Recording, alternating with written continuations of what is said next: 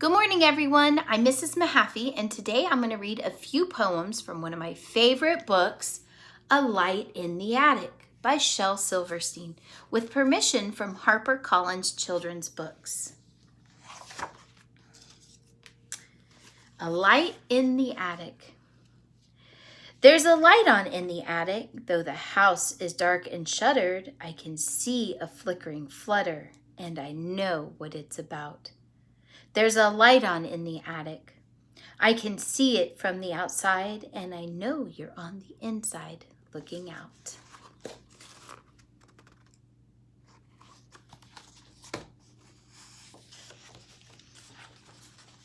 Something's missing. I remember I put on my socks. I remember I put on my shoes. I remember I put on my tie that was painted in beautiful purples and blues. I remember I put on my coat to look perfectly grand at the dance. Yet I feel there's something I may have forgot. What is it? What is it? His pants. Even though we're at home, please don't forget to put on your pants.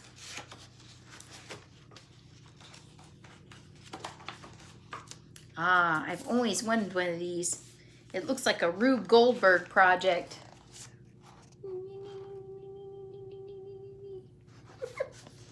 Homework machine. The homework machine, oh the homework machine, most perfect contraption that's ever been seen. Just put in your homework, then drop in a dime, snap on the switch, and in 10 seconds time, your homework comes out quick and clean as can be. Here it is. 9 plus 4, and the answer is 3. 3? Oh me, I guess it's not as perfect as I thought it would be.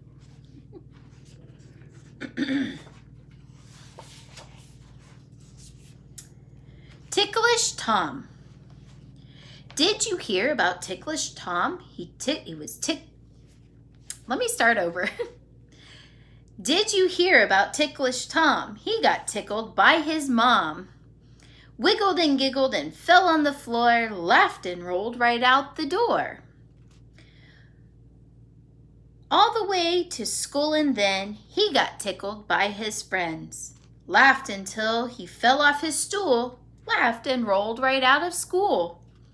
Down the stairs and finally stopped till he got tickled by a cop.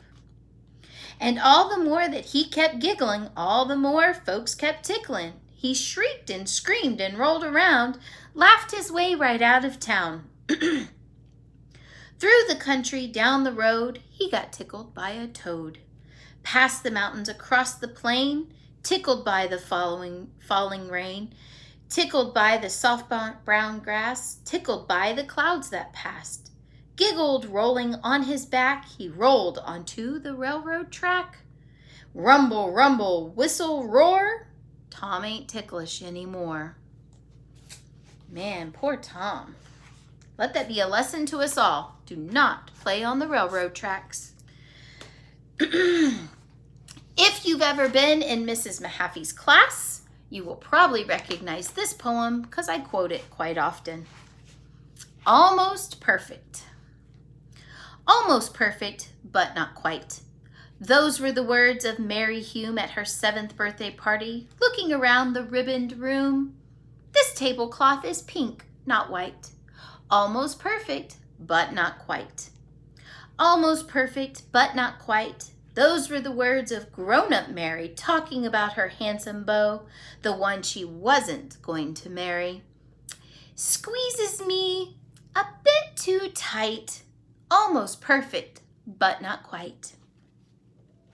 Almost perfect, but not quite. Those were the words of old Miss Hume, teaching in the 7th grade, grading papers in the gloom, late at night up in her room. They never crossed their T's just right. Almost perfect, but not quite. 98, the day she died, complaining about the spotless floor. People shook their heads and sides. Maybe she'll like heaven more. Up went her soul on feathered wings, out the door, up out of sight, Another voice from heaven came, almost perfect, but not quite. I know that this situation that we're in is not perfect, and some of us not even almost perfect. But I think it's a great opportunity for us to share and have wonderful times like this. If you're interested in this book, Shel Silverstein is amazing at what he does. I hope you will be encouraged to go out and read and share some poetry with each other. And for all my Earhart Eagles out there, I sure do miss you. I love you, and I hope you're having a wonderful day. Until next time, bye.